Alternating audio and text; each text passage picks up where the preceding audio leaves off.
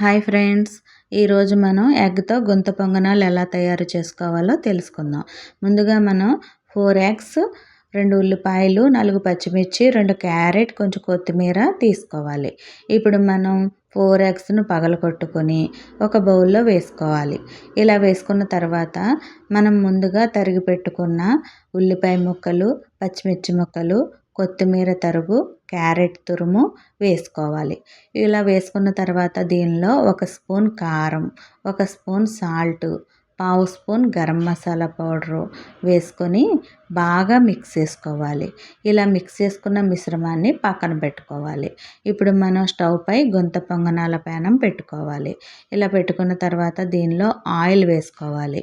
ఇప్పుడు మనం ఈ ఆయిల్ వేసుకున్న తర్వాత కొంచెం వేడెక్కిన తర్వాత పక్కన పెట్టుకున్న ఈ ఎగ్ మిశ్రమాన్ని గరిటెతో ఈ గుంటల్లో వేసుకోవాలి.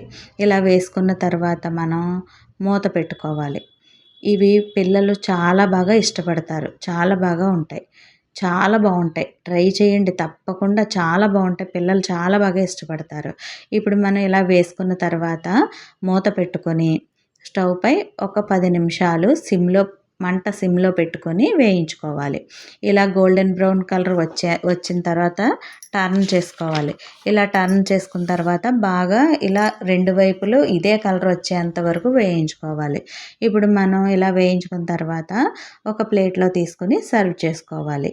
ఇవి పిల్లలు చాలా బాగా ఇష్టపడతారు. పిల్లలకి మనం టమాటా సాస్తో కానీ పల్లీ చట్నీతో కానీ చేసి పెడితే చాలా బాగా తింటారు. చాలా బాగుంటాయి. ఇలా ట్రై చేయండి. చాలా బాగుంటాయి. Thank you. Please subscribe.